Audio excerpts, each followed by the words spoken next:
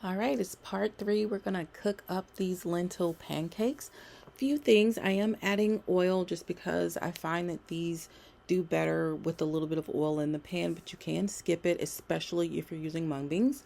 I did add about a half a cup more to the batter altogether just to thin it out. So each jar got a fourth cup of water.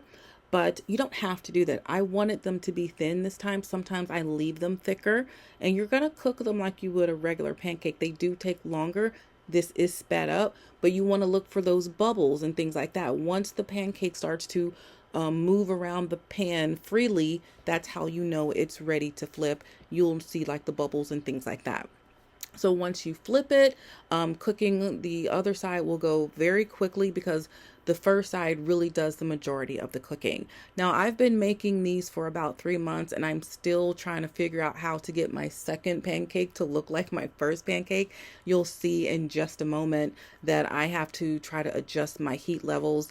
The browning that you're going to see on this next pancake isn't bad, but I do want to try to figure out how to significantly reduce that browning. Still working on that, but you're going to cook it the exact same way. You're looking for all of those bubbles. Once it starts to release itself from the pan, you'll be ready to flip it. But for me right now, the second pancake is the one that's a little bit too brown. I got to figure out, what to do with that. I am going to be just using about 2 teaspoons of honey to sweeten my pancakes. And I like to put like about a teaspoon in between the two. And then I like to stack them, flip them to make them more aesthetically pleasing than that dark brown. The brown is not anything bad. I'm just working on how to improve that. And then I put a little bit more.